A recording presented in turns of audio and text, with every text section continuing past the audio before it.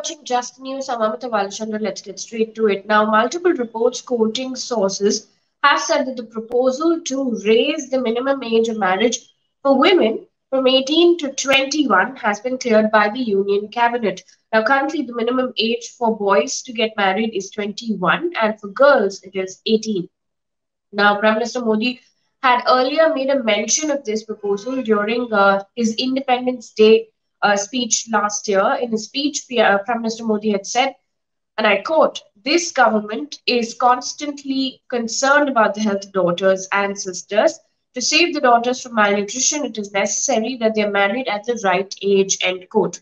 Now, according to the Indian Express, which is quoted sources, it says Wednesday's clearance is based on recommendations submitted to Niti Aayog on December 2020 by the Centre's task force headed by Jaya Jaitley, which was constituted to examine, and I quote, matters pertaining to age of motherhood, imperatives of lowering maternal mortality rate, improvement of nutritional levels, and related issues, end quote. Now, the task force has recommended that the comprehensive public awareness campaign be chalked out to encourage social acceptance of this decision. It has also sought access to schools and universities for girls, including transportation in the case of educational institutes in far-flung areas.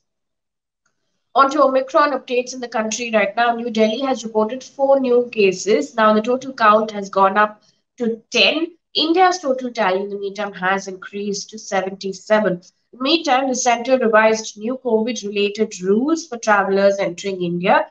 Under the new norms, RT-PCR tests are mandatory for the passengers arriving from at-risk countries, and they are allowed to leave the airport only after the results come. Now, India has reported 7,974 new COVID cases and 343 deaths in the last 24 hours. Also in the news, according to PTI, the proposed anti-conversion bill that the Karnataka government is likely to introduce in the winter session of the parliament is expected to have penal provisions. Now, the report has said that it may also insist that those who wish to convert to another faith file an application before the Deputy Commissioner 2 months before. Now, speaking to Deccan Herald, Home Minister Aragam Gyanendra has said the bill will likely be tabled next week and that penal clauses will be invoked subsequently to imprison those converting people. He said those guilty can face 3 to 10 years in prison. Now, the minister also went on to say that the bill will bring in transparency in religious conversions. State Congress President D. Keshav Kumar, in the meantime, has said his party is completely opposed to the proposed anti-conversion bill, calling it anti-constitutional, and warned that it will be detrimental to the interest of the state.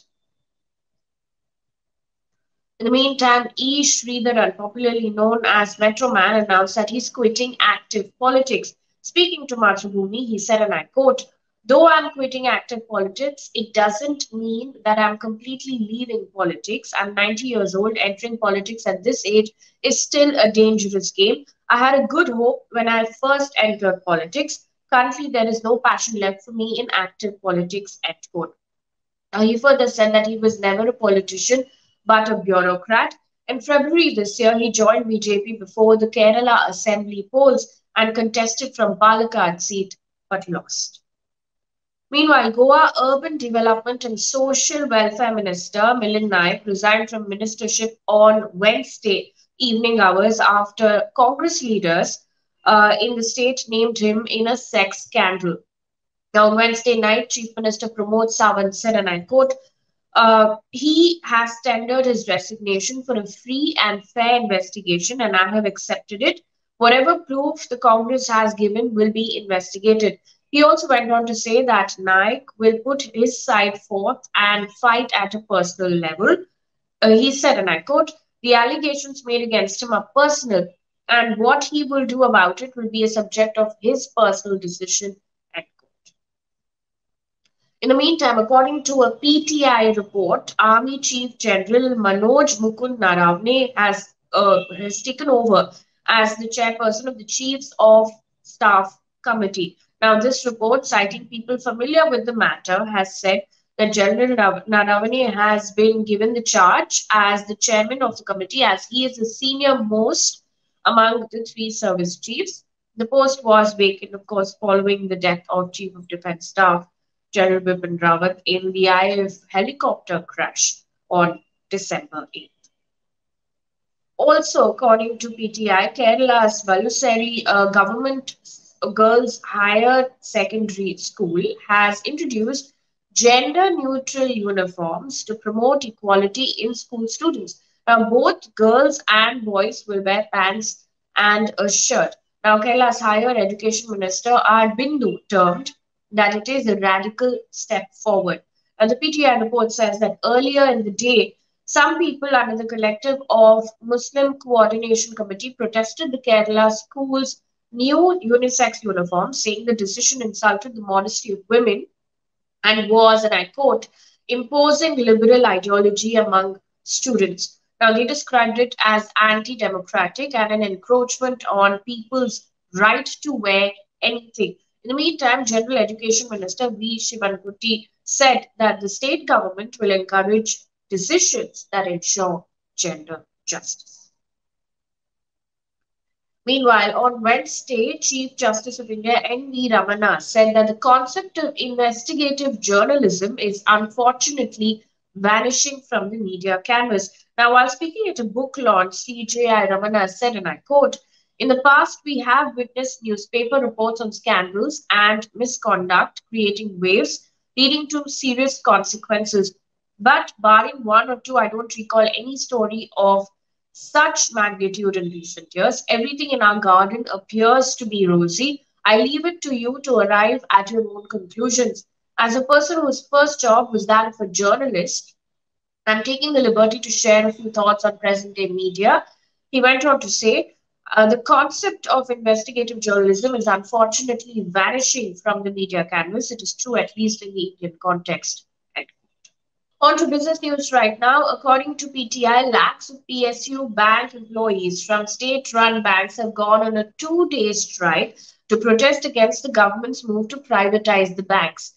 Now, banking operations were impacted across the country on Thursday. The two-day strike will be held on the 16th of December and the 17th of December.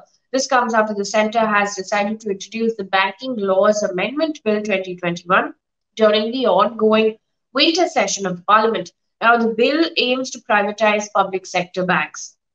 United Forum of Bank Union, an umbrella body of 9 bank unions, including All India Bank Officers Confederation, All India Bank Employees Association, and National Organization of Bank Workers.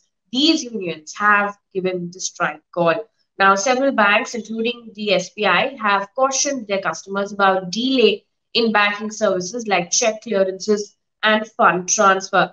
The employees and trade unions had started a protest campaign, Bank Bachao, Desh Bachao, at Jantar Mantar in New Delhi on the 1st of December. And on to international news right now. Japan PM has said that he has no plans to attend the Olympics. However, he did not clarify if other officials would attend. According to The Guardian, it was not clear, however, if the country is going to join the US-led diplomatic boycott of the Games over human rights abuses. Now, countries like US, Canada, UK, and Australia have announced a diplomatic boycott of the Olympics, while China has warned them that they would, and I quote, pay a price. And one piece of good news before we wrap things up here, according to PTI, the UNESCO has accorded heritage status to Kolkata's Durga Puja festival on Wednesday. In a tweet confirming this, UNESCO has said, and I quote, Durga Puja in Kolkata has just been inscribed on the intangible heritage list. Congratulations, India, end quote. Now, while Prime Minister Modi hailed UNESCO's decision, West Bengal Chief Minister Mamata Banerjee said that Durga Puja was not just a festival, but an emotion. That brings us to the end of this bulletin. Thank you so much for watching.